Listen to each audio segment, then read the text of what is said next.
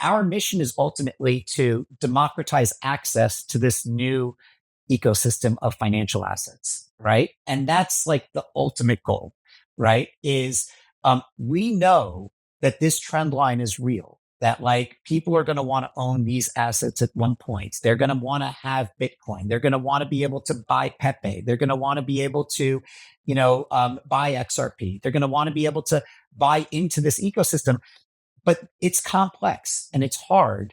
And we realize that like people don't want to have to always remember all their seed phrases or go into the technology and all of that stuff.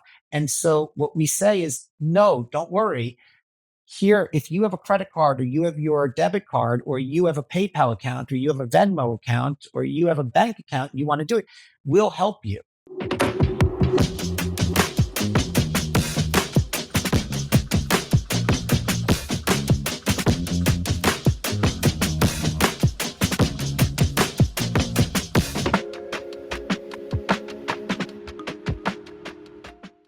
Guys, welcome back to another episode of Andrew S. Howe Podcast.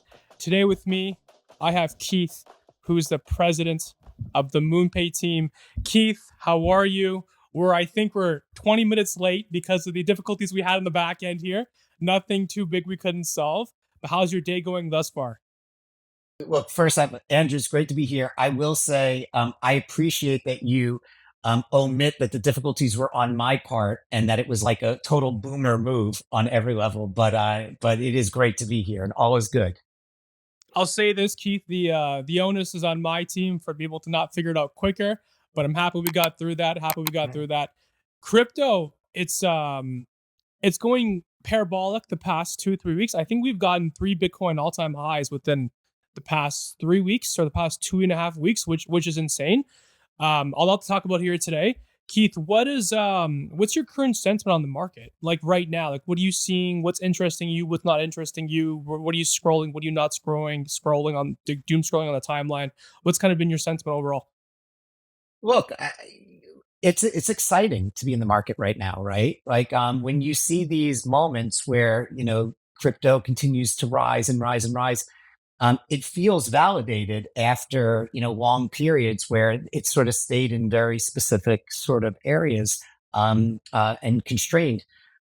But I think for someone like myself, someone like you, right, like, and for a lot of people who are going to be in your audience, like this is not a surprise, right? Like, like I look at it and like this to me is a real trend line, like, and that trend line involves like the ideal that digital ownership is going to continue to increase year after year after year. And, if you step back and you just look like at my background, which has historically been on the media side, right, in the technology, the business and the strategy end, not as a journalist, like I would look at trend lines and people would ask me things like, is print dead? Right. I had Time Magazine. I had, Business Week. I had Wired. And people would say, is print dead? And I would answer to them all the time. It's like, I don't know if print is dead, but I know that it's dying, right? Or it's shrinking. And I know it because every day that someone is born on this planet and every day someone dies on this planet, a new print reader is not replaced in a 1-to-1 ratio, right? So it's like the trend line is like this. It might be like this. It might be like this. We don't know, right? But we know it's a downward trend line. The flip side is like when you think about digital ownership and digital assets, every day that someone is born on this planet, every day someone dies on the planet, same equation. We know that somebody who feels comfortable with owning digital assets, right, is born at a higher than 1-to-1 ratio, right? So it's an upward trend line. That's what we build against. That's what like the mindset of MoonPay is building against, that like this future is going to come. But like in between the sort of realization that the future is here and the build towards it, you have these moments and you can't help but be excited, right? And the one thing I would caution people about is similar to media where people would say digital, the word crypto is a horizontal, right? And digital is a horizontal, whereas print is a vertical or linear TV is a vertical. And when we think about crypto, there's a huge difference between Bitcoin rallying, meme coins rallying, stable coins flourishing, DeFi ecosystem growing, right? And so there's all these different components that are coming together. But at this one given moment, the excitement that you see within sort of Bitcoin, stable coins, and DeFi protocols being adopted, and the meme coins taking off, it's like all happening at once, and it is mind blowing. The cycle is very different from the last. If you had asked me, 12 months ago, Andrew, do you think that meme coins are going to do what they did? As of right now, I'd probably tell you no. And it's not only just meme coins, there's different variations. Like there's AI meme coins, there's dogs, there's cats, there's everything under the sun. And it's highly unpredictable. But I guess this is why one of the reasons why we're in the market we're in, because of the nature of it.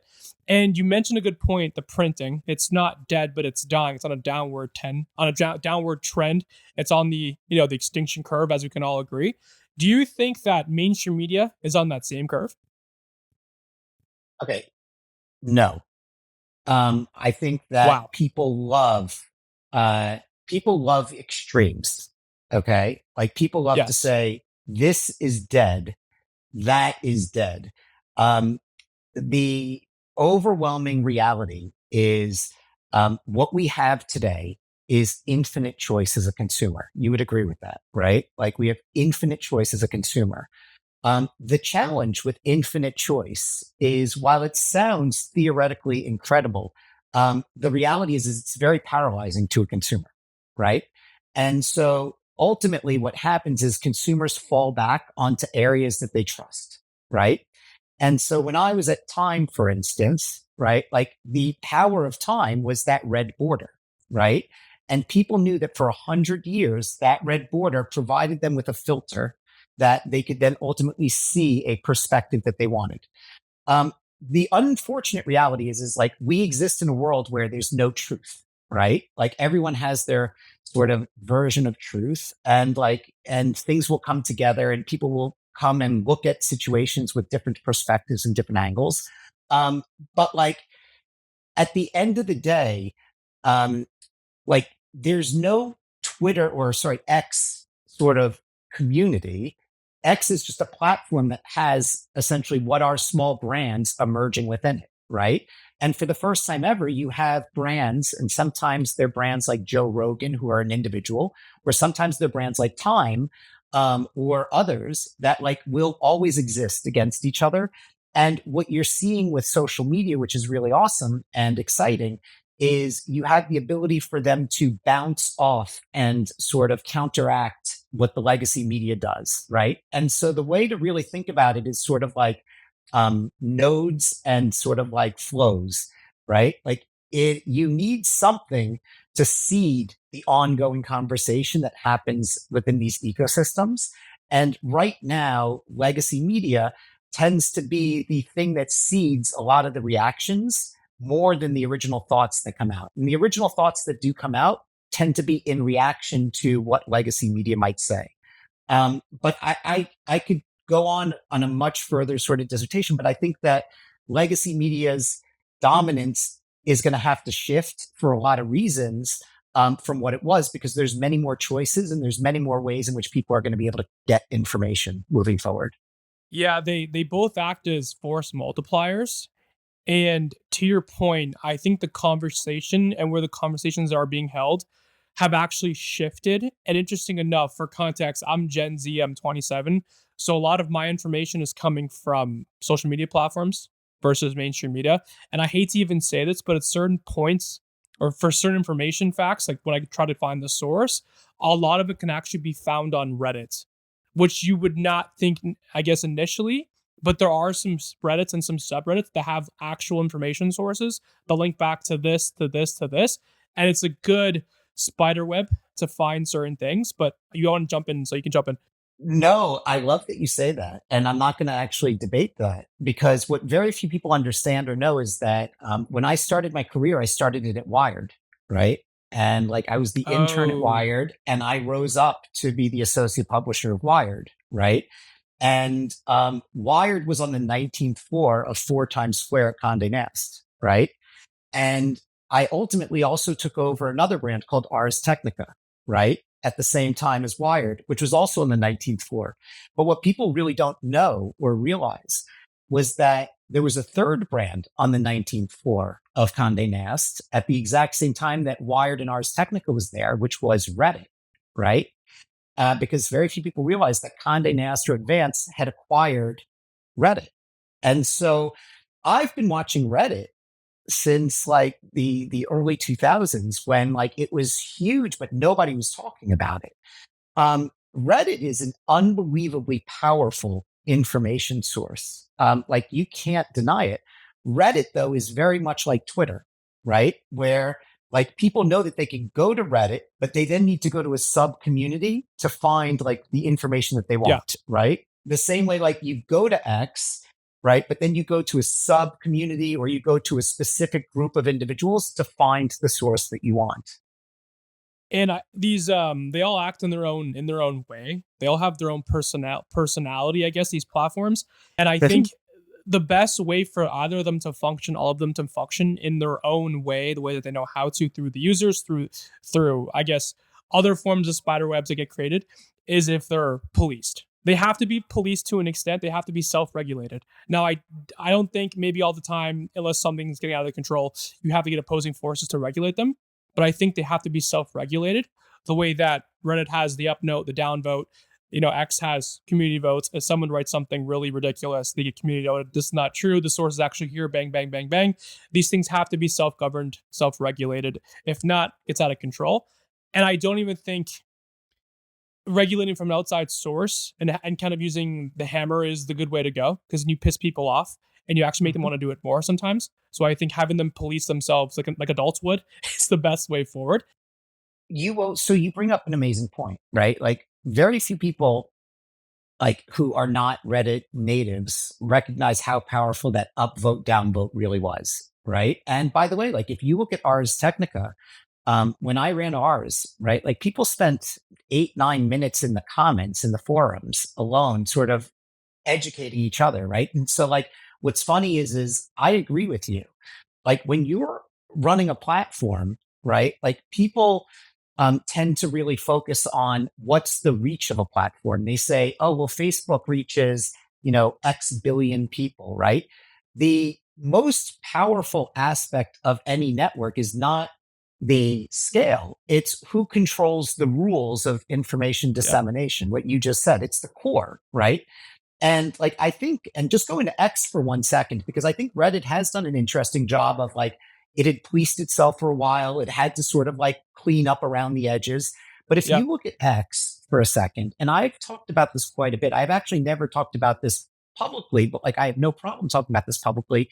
Um, and you look at what has happened post Elon taking over X and Linda Yaccarino coming in with Elon. The Yep. overwhelming accusation of X is that it went from moderate to extreme right. And like my counter to that is no. What it did was it sustained what it had and it just allowed you to see the entire sort of landscape in a way Yes. that you had never seen Yes. before. The best example happens to be the Babylon Bee. The Babylon Bee and the Onion are satirical news sort of handles. Yes. But whereas the Onion skews to the left, the Babylon Bee skews slightly to the right, right? And so like Yep. you wonder for a second, like I personally, and I'm a centrist, like I don't see or understand why the Babylon Bee was ever actually banned from this ecosystem. Like it makes zero sense to me. And so what I see instead is like what Elon is allowed for is the opening up of people to see every side. And then to your point, and I think that this is unbelievably valuable, the self policing of community notes is probably the single most valuable thing that has been added to the X platform because that's not a overarching individual with a biased agenda saying you can Yeah. or cannot say this. That's the community coming back and saying this is true or this is factually not true.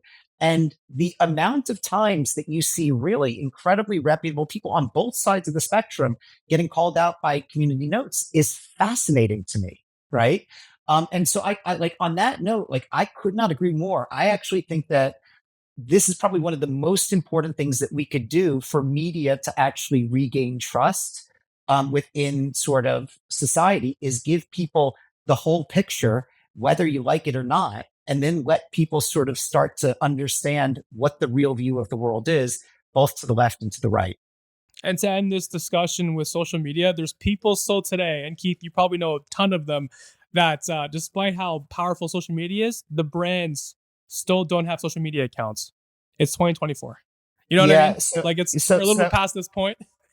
well, like you and I could spend Yeah. hours, but like what I will say is this: it's a gigantic mistake, right? Because media today is a push and a pull, right? Like it used to be when like Walter Cronkite existed and he was the most trusted person in media. Like you could have one person who gives you the single source of truth. Then if you think back when there was three channels, like on television, it was Dan Rather, Peter Jennings, Tom Brokaw. You had three different, like really big, important things. Now there's infinite channels, right? And there's infinite ways in which media can consume. When I was at Wired, like I remember I would go on to when it was Twitter, and I'd go on to it and I would just start looking at people complaining about things like Wired, like, oh, well, I didn't get my magazine. And I would literally go and I'd be like, hey, send me your address. And they'd be like, whoa, why the associate publisher Wired reached out to me. And like for the first time ever, what you have with social media is the ability to engage not in a monolithic manner, but in like a really humanistic manner, like a back and a forth with the community. And I think that sort of interaction is what's actually driving a lot of like people's resonance with like new sources is like people like to associate with a human being. They want to associate, they want to know that there's someone behind a brand. And if you were to take MoonPay, for instance, right, which is a good example, bring it back to like the crypto space, like we went out and, we secured an individual who I think is just an absolute incredible talent, Sean Friedland, from NBA Top Shots, right? And he runs the MoonPay account as the intern, but as the head of social, Mm, like, and he does all these things. And he pushes out the MoonPay account as a sort of back and forth, like real sort of like engaging, yes. fun sort of Person. thing. But Human. like on the other end of it, you have Ivan, our CEO, and myself engaging on Twitter, right, with people, and we're the human parts of MoonPay, right? And so, like, you want to have the brand, but you also want to have the human, and I think that that's something that media brands struggle with at times, and they don't realize that they have to have that back and forth. It's a personality game. It is a personality game. It It's a is, media entertainment game, regardless of what you're in. You don't have to go do insane stuff like go streaking, but you do have to get involved. You do have to yeah, be involved and get off the sidelines.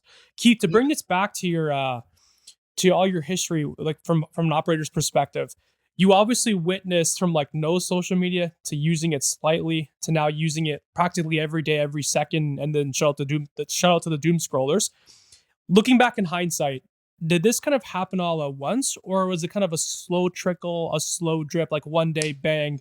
Were you just on the internet tweeting 24/7 and that was the new behavior? Or did we kind of ease our way into this from your standpoint with your past career, your past operations? Okay, so it's a great question, and like I'll give you a little perspective. Okay, like when I started my career, uh, I started solely on the magazine side of Wired. Okay, and nobody today who knows me would refer to me as a print person, right? And to be honest, like I'm not anti-print either. I'm a brand person. Like I like any way in which a brand can interact with an individual or community. Um, what you started to see is there's a few key moments in time that like really started to trigger. 2007 was like a really important moment for social media, right? Like you started to see social media really begin to take off. That doesn't mean that social media didn't exist before. And it also doesn't mean that, like Facebook was the first one, right? Like with all of these advents, you start to see them layer on top of each other, right? So, like before there was Google, there was, Yahoo. And before Yahoo, there was Ask Jeeves. And before Ask Jeeves, there was InfoSeek. And then there was Webcrawler. And before there was Facebook, there was Friendster and there was MySpace, and people don't remember all these ones like it today. Um, uh, But then like as the iPhone emerged, right? And the iPhone really made it very simple and a lot of computing power to sort of like put in your pocket. And broadband technology started to emerge. You started to see it really trickle, right? Like in around 2007. In 2010, when Steve Jobs came out with the iPad, I think it was April 2nd, 2010.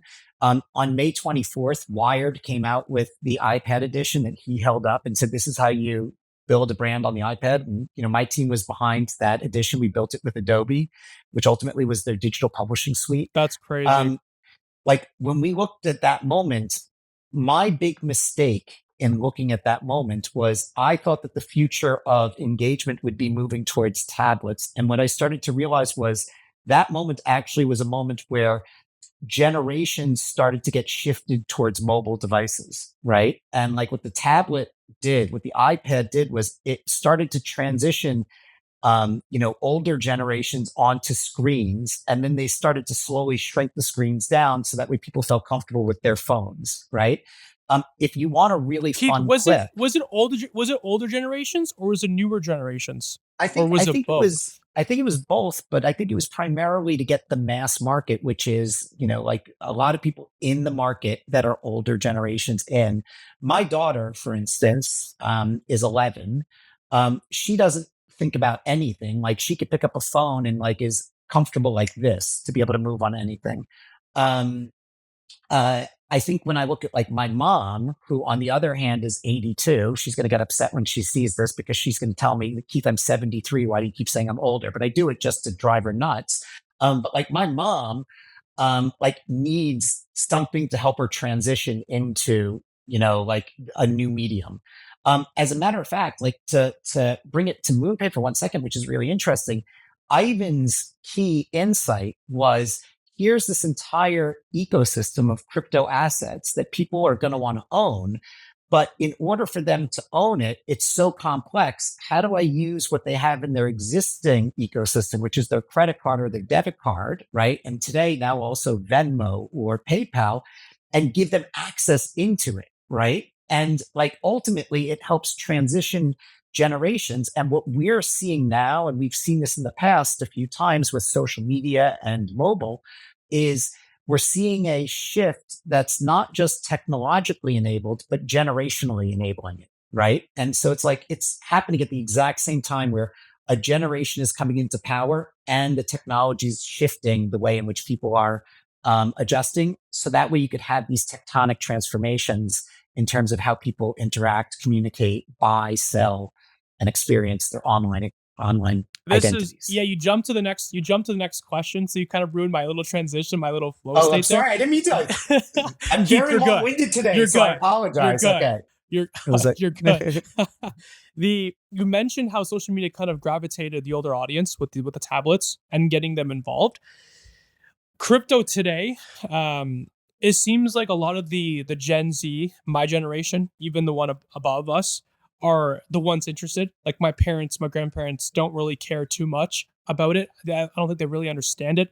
And even if they did, I think they would think that their lives are fine right now. So I don't think they'd want to change them. People are not really open to change as much. I'm sure you already know this. Do you think the first I'll ask this then. You're seeing the same thing twice. You saw it 20 years ago. You're seeing it happen now. Is it that similar or is it different? look, I'll take it back to sort of how things sort of shuffle in and shuffle out, right? Like, and it's very similar, which is um, everyone who's born in a Gen Z sort of mindset is going to feel very comfortable with this, right? And like I was born in 1980, right? So I am technically not Gen X. I'm what you would call an aging millennial, right? Like I am what is referred to as the Oregon Trail generation because like when you grew up and you were my age, the one game that everyone who was born between 1978 and 1982 knows is the Oregon Trail game, right? Um, when I grew up and I was like 6, I had a Nintendo, right? Like every one of my friends had Nintendo, Sega, Genesis. If they were really wealthy, they had a Neo Geo, right? Like you couldn't believe it. And here I am 20 years later, and everything in my life is gamified.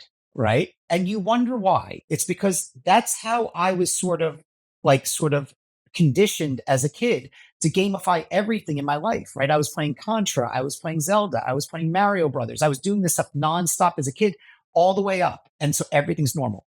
Let me give you an example of my daughter, for instance, who's 11. Her name is Ellie, right? So Ellie said to us last holiday, she said, I want Robux. Okay. So picture this, Robux is the currency for Roblox, right? So it's the digital currency for Roblox. So in her 10-year-old mind, because she did this last year, in her 10-year-old mind, what she didn't ask me was she didn't say, Daddy, I want a digital currency to be used in my metaversal, three-dimensionalized social media experience to buy a digital asset. She didn't say that. Okay. She said, I want this because this gives me that. And that's where my friends are. Right. And so all of this stuff that we're seeing and talking about surrounding blockchains and the technical aspects of crypto, like we saw that in the rise of computing when people were talking about, 386 computers, 486 computers, Pentiums, right? Like Intel was the most famous ad campaign of its time, Intel Inside, right? Like everyone saw it. If I asked you how many Intel chips were inside all of your devices in your home today, you would be like, I don't know and I don't care, right? Um, but what shifted all that was when Steve Jobs held up his iPod and said 1,000 songs in your pocket. Then people stopped talking about the technology and they said, I want that. I want the experience, right? And so I bring this example back to my daughter for a second because my daughter doesn't say to me, I want a digital currency.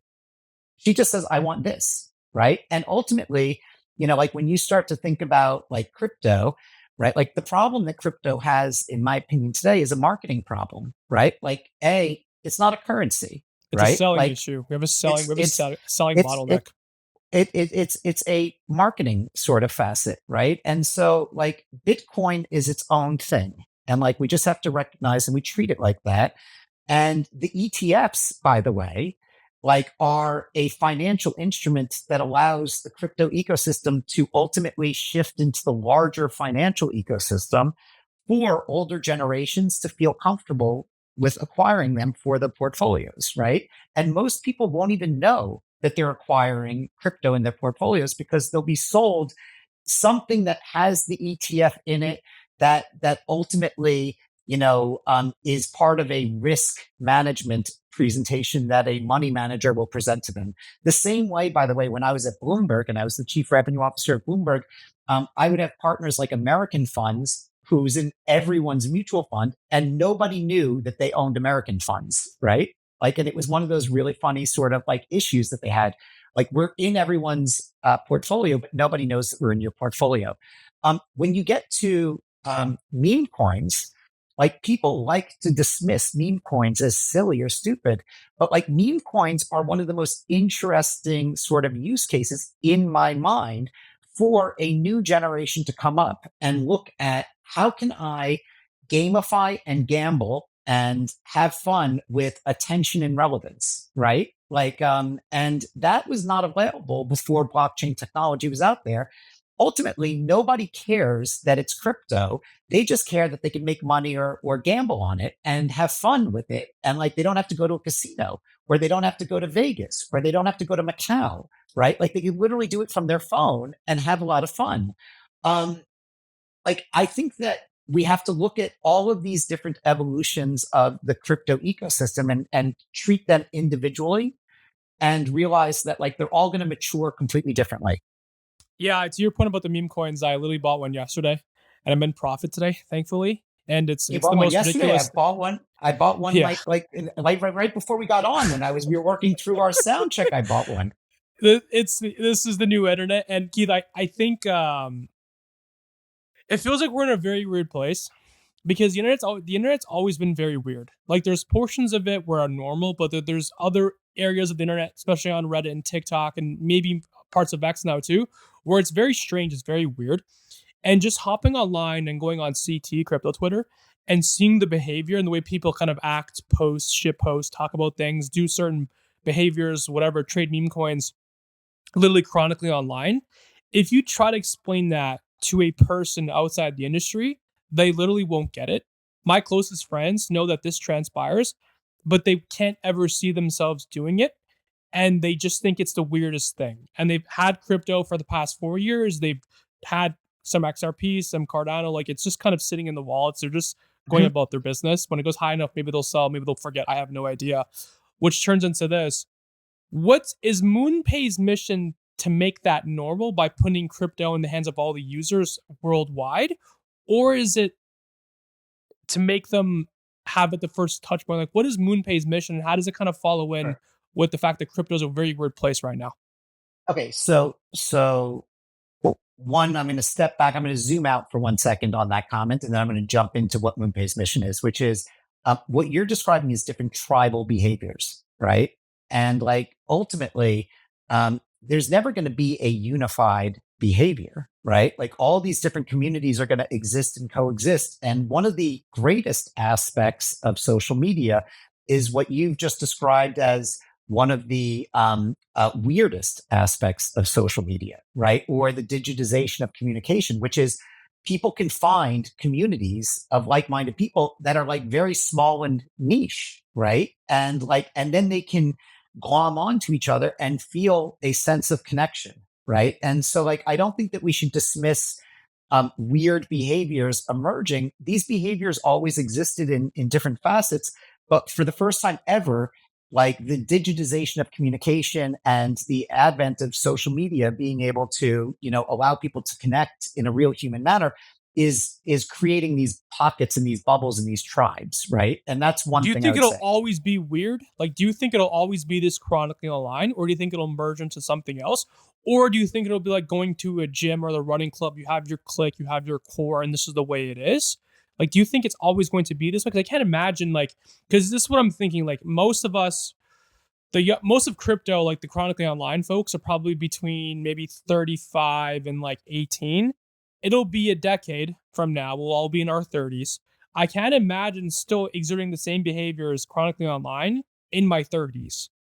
Well, okay. So that's different in terms of how people age, right? And Yeah. like what happens like when you start to hit different periods of your life, right? Which is different from behaviors, which I think that um, I don't think that there's anything weird or wrong about it. I think that this generation is all of a sudden coming to grips and terms with all these new technologies and connection points, and it's figuring itself out, right? You have to remember that, like, if you were born let's say 10 years ago, I'll go back to my daughter, for instance. Like my daughter, like only knows COVID, right? She knows wars, right? Like she pretty much only knows Donald Trump is a president, right? Like she doesn't know anything else, right? Of that. She knows digital assets, right? Like she knows everything mobile. If I said to my daughter, "What's a VHS?" Like, can you get me the yellow pages? She's like, has no clue what it is. When she goes online, she does not think that engineers are behind it. Like, she just thinks everything should work, right? She thinks every screen should be touch screen. And so it's like you have to take into account that behavior right now is forming in a really new, profound way because new ways of communication have emerged so quickly in the past few years. Um, every generation looks at the previous generation and says they're weird. Okay, like it's true. Like it's sort of like like when you leave your college or if you're in a fraternity and like you're out of it for like a few years and you're like, God, when I was there, it was so much better, right? Yeah. Like Yeah. and so remember that like people reminisce to the positive for the most part, right? And then they look at the current and they always try to find sort of like negatives to it. If you look at like even music, right? Like the Rolling Stones were considered like an insanely outrageous band when they came out. The Beatles were banned at times, right? Like if I told you that the Beatles were going to be banned today, you'd look at me and be like, "Are you kidding me?" Like Yeah. I could show you music today that like would rock the world, like if this played back. And so I think you have to look at generational behavior as one thing that like actually is unique, and then it starts to move in different sort of facets as time goes by, and people change as they get older, right? Like the behaviors that I exhibited when I was 20 is different from the ones that I do in my 30s and my 40s. As it relates to MoonPay, like our mission is ultimately to democratize access to this new ecosystem of financial assets, right? And that's like the ultimate goal, right? Is we know that this trend line is real, that like people are going to want to own these assets at one point. They're going to want to have Bitcoin. They're going to want to be able to buy Pepe. They're going to want to be able to, buy XRP. They're going to want to be able to buy into this ecosystem, but it's complex and it's hard. And we realize that like people don't want to have to always remember all their seed phrases or go into the technology and all of that stuff. And so what we say is, no, don't worry. Here, if you have a credit card or you have your debit card or you have a PayPal account or you have a Venmo account or you have a bank account, and you want to do it, we'll help you, right? With a really simple UI. And I think what differentiates MoonPay ultimately from the rest of the people who do very similar things is Ivan, to his credit, built a brand, right? And Yep. so like there's a MoonPay brand that's sexy and it's elegant and it feels like Apple within the ecosystem. And when you look at that and you think, God, like it's much harder to build Apple than it is to build, let's say, IBM as a PC, right? And so like when you take that into account, like there's people who say, I know something's there and I want the entry point, and we just make it really simple for people to get into that point. The brand point is a great point, and the MoonPay account is also developing its own personality. Literally 17 hours ago, the intern who came from I think he said Flow or Top Shot, so both, Yep. Go. literally posted this. You guys can go check it out as well, John. We can pull it up when the sync goes live. I know where you're I going. I liked it yesterday, hilarious, but this would have been bad 10 years ago. If this happened 10 years ago, it's not a good look. So Today, wait. Tell everyone what it was that you're referring to. so MoonPay tweeted yesterday, um, November 14th. It reads, guess they didn't like our idea to rebrand as a crypto app. And Cash App blocked MoonPay's social account. And here's a picture of it. So you guys, it's not going to look great because it's on camera, but that's what it was. This post, for record, got 1,200 likes, 300 plus comments, and 94,000 views. Yep. And it was 17 hours ago, 18 hours ago now. This 10 years ago is not a good thing, right? And like you scroll the MoonPay account, your guys' account gets more engagement than influencers in the space. So your account, like the brand account, is operating as its own influencer, its own, I guess, personal of influence. We can call it that, which is a major thing. When I was in college, my major was government with a focus on American history, politics, and theory, right? And I loved more than anything else the comms and the PR and the approach, the tactical approaches that they would take. And ultimately, like if you think about my background, while it was strategy, technology, business, it's how do you evolve brands, right? Like, and how do you really have a brand resonate with an individual? When I left Condé Nast, when I took over Wired with my team, we were the 18th smallest brand. And when we left in 2014, and this was in 28, we were going to go out of 2008, we were going to go out of business when I became the ad director, and Howard and I and all those, like we were there. When I left in 2014, we were the fourth largest brand and we were incredibly profitable on that. With Ars Technica, we grew it, 85% to be the fifth largest brand of Condé Nast. When I went to Bloomberg, everyone said to me, it's like, why are you going there? That's not a real media company. Like there's nobody who would doubt that Bloomberg is a real media company today. Right. Today. Yeah. Like at the same time, when I went to Time, I got the same thing. And like, we really focused on how do you modernize it? And part of it is you have to make sure that you have people who know how to, tap into the zeitgeist the way that I think Sean has done with our social handles with his team, right? Now, what you brought up with the Cash App scenario came about in a really weirdly serendipitous manner. Okay. And like, since it was 17 hours ago, you'll be the first person who actually understands and hears how this came about. Right. But somebody had a problem on using Cash App, and they tweeted that like you should use MoonPay, right? And the MoonPay account saw that. Sean saw that. And in real time, and you could go into Cash App and you could see this, or Talene can follow up and send it to you, right? So you have this. But in real time, um, Sean wrote back to the person who said you should use MoonPay and said to the person who was having the problem, hey, um, here you go. Here's a little soul to get you started, and affixed the $25 worth of soul transaction fee that we sent the person, right? We sent them over $25 in soul. So that way they could start to do their online experience. Someone at Cash App, unknown to us, we did not provoke this, right? Saw that exchange and blocked us. Sean sent it to me and to the team and said, what do we do? And we discussed it. And in real time, and it took us about a half an hour of discussion, right? But in real time, we said, have fun with it, right? Have fun Yeah. with it.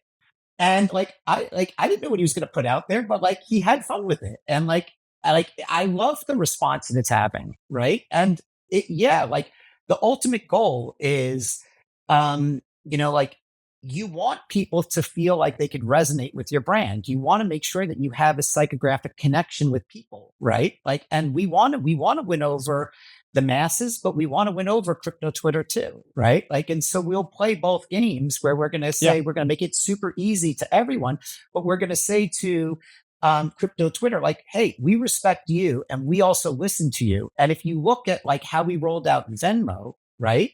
And the launch of Venmo, like we went to the Other Life team, which is right down the street from you in Toronto, and we said, we want you to come up with creative that really speaks to this audience, the native audience, the Gen Z audience.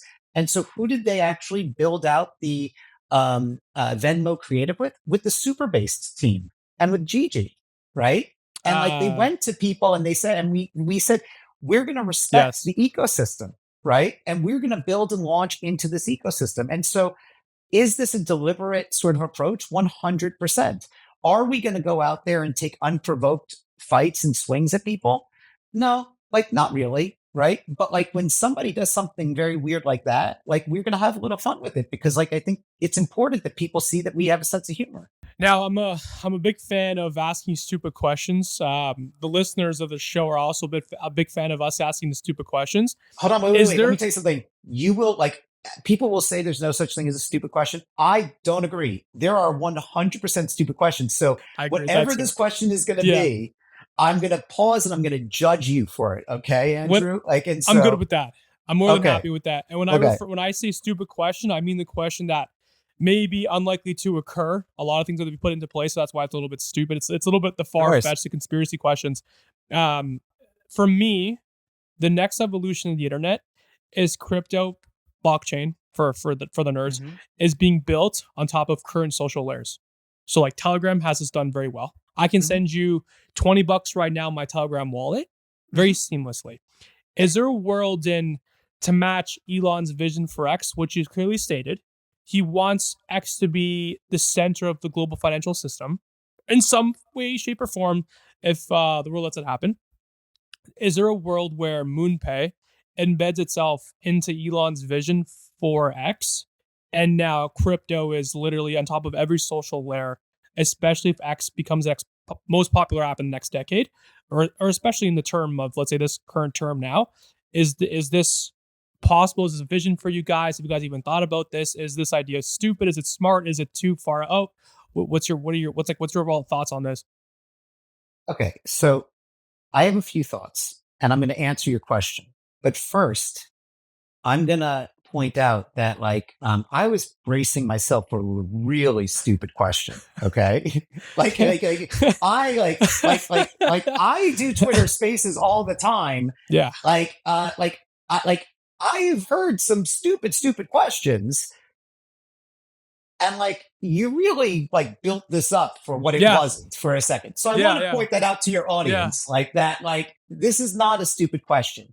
Um, and I'm gonna be extraordinarily blunt in what I say. And if you look at my Twitter handle about 16 hours ago, you will see that I genuinely believe that X is becoming and has become one of the most important social networks in existence. And I value that people are uncomfortable on this platform or where the platform has gone, because I actually think that we have moved into a really weird world that needs to actually recenter itself and sort of calibrate itself against the reality of where we are. And I love his vision. And so does Ivan. And we talk about this vision quite a bit. And uh, you have to remember that I was in the media industry for 20 plus years, and I have an immense amount of respect for Linda, the CEO of X, right? And I think that she's done a tremendous job. And MoonPay uh, has invested from a partnership perspective tremendously in X. When people were pulling out of X and Is that people were public? saying, Is that public, Keith? Is this I public? have, I have alluded to it in That's public, but crazy. like I've never Wow. specifically said it. But we have invested a significant amount in X because we believe that this is the platform that this ecosystem exists in, and we want to make sure that we support this platform and we support the mission and we support the conversation that's taking place there. Um, this is not a small investment that we've made. Um, I also look at what their vision is and where they're looking at their MTLs and how they've thought about their payments. And there is a world where you can see the two coming together. Now, am I at a point where I could say to you that world will come together? No, I won't say that today. Am I at a point though where I could say that world 100% parallels each other and complements each other? 100%. I see what Elon wants to achieve when I'd be in China with WeChat, right? Like, Yep. and you see that they have the everything apps over there. We've never had that over here. The vision that he has for X is fascinating. And it can even get better and better and better as the technologies continue to sort of enhance themselves. And you can embed wallets into conversations. You can embed sort of the ability for people to monetize conversations against things like a poly market. You can, start to transact and pay creators using USDC or USDT. And so I don't think this is a stupid question at all. As a matter of fact, like this is something that we think about all the time. And so, yes, like this is not conspiracy theory. X and Yeah. MoonPay, deployment of capital. How did this come Yeah. about So, between you and so, Ivan? What was so, the thoughts and the why, obviously? so to be clear, like we are a big advertising partner on X, right? Like we literally, it's our single biggest partnership. It's well over seven figures, right? And part of the reason is this is where the community is. This is where like people are talking. This is where people are engaging. And what really expedited our decision here was like we looked at it and we felt that it was being unfairly and punitively impacted because people were accusing it of politicization and everything other than what was really happening, which was like he was unwrangling sort of constrained speech and sort of enabling actual conversation. If you look, like there's lawsuits in play that X has filed where they have seen that groups of advertisers have actually conspired to boycott against X. When we saw that and we thought about how we wanted to deploy capital, like for ourselves from a marketing perspective, and we saw that like the crypto community would thrive and be able to communicate better on a platform that had more openness and could self-govern itself the way that it does with community notes. We wanted to make sure that we supported them when nobody else was there, right? And today was a really interesting day because only about an hour ago, before we sat down, like they announced that, I think it was like Disney and a few others are coming back to the Yep. platform, right? And, like for me and Ivan, we stepped back on that and we said to ourselves, it was like, it just feels good. It feels good knowing that, like, when everyone was doubting them from the corporate perspective, like, we know that we did the right thing in our heart and we stood by our community. And by the way, the same thing goes for why we made the donation to Stand with Crypto back in May, right? Was we had a very serious conversation one night at 11 o'clock on a Tuesday, right? Evening, Ivan and I on the phone chatting. And we're like, look, this is crazy. Like, this election is ultimately going to define Yep. what the future of this industry will be in the United States. And I'm not just talking about the presidential election. I'm literally talking about all the House seats, all of the Senate seats, everyone who's coming into the US election at this point. And like our view was we don't care if you're a Democrat or Republican. We just don't want this space to be politicized, right? And I think I speak for a lot of people in the space where, you know, from the age of 13 forward, I have been working my entire life, right? I had a computer consulting company in high school. Like, I was the first person in my immediate family to go to college. I couldn't believe when I got to college, right? Like that, like all of these opportunities were around and like I was seeing new experiences. I worked my heart out at Wired, right? Like a nonstop. Everyone who knows me, the one thing that they will 100% say is that I'm a workaholic, right? And I've always done it within the rules. And for the first time in my life, for the past 2 years, it felt like I was being attacked and villainized. And like it made no sense to me. And it hurt my heart because all I wanted to do was innovate. All I wanted to do was build. All I wanted to do was see where this world could go. And guess what?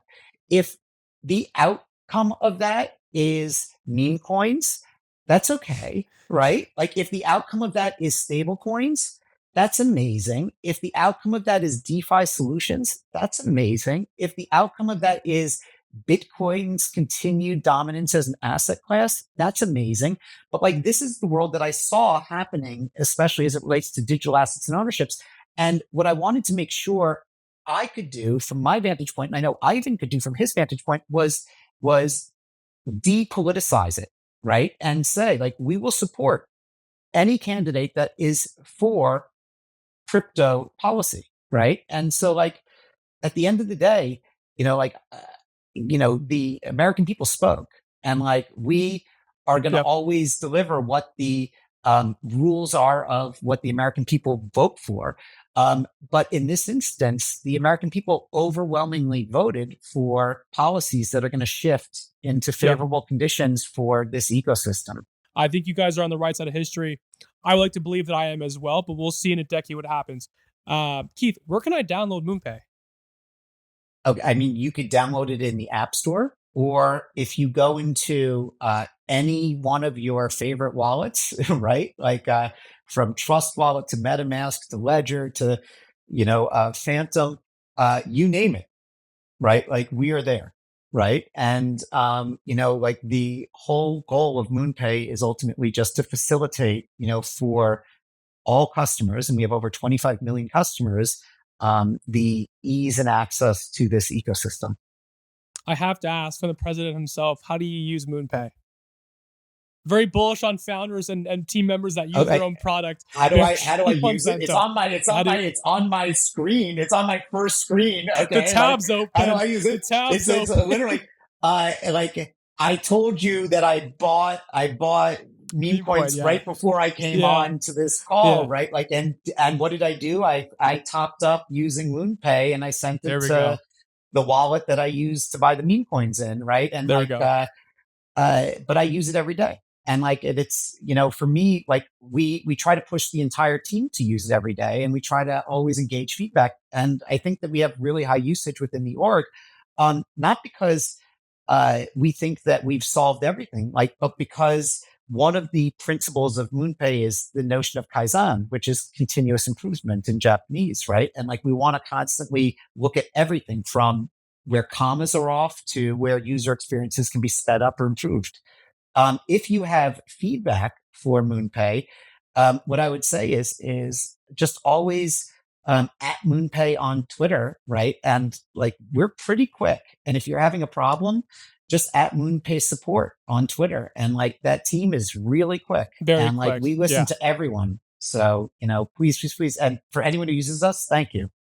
Very quick. John, if you don't download MoonPay after this, we're gonna have an issue, I promise. We'll have a stern talking over the weekend. As you probably guessed, Andrew, I've Downloading already it right downloaded now. it in the Yeah. last hour. Yeah, Yeah. John's the highest Awesome. conversion from the show. Every team that comes on, download. I didn't know So- you guys had an app.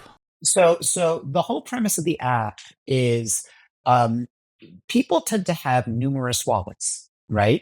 And Yep. what we found with the app is that over 50% of MoonPay users actually have three or more wallets. And over 25% of MoonPay users have 10 or more wallets. And about 9% of MoonPay users have 25 or more wallets. And so the whole purpose of the MoonPay app is it's not a wallet. The MoonPay app is an aggregate view of all of your wallets within the ecosystem.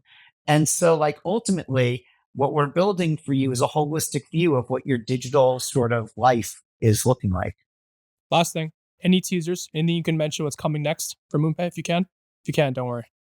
I haven't teased you enough on this. I gave you a No, lot no, of I hints. enjoy. I've given I you enjoyed the like, and tease. then like when you Yeah.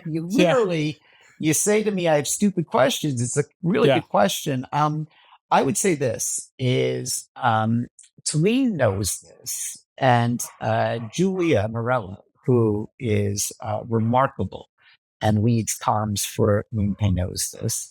That uh, we try to announce one thing a week, right? Like, Wow. and that's how we operate in terms of making sure that like people see that we're constantly evolving and improving.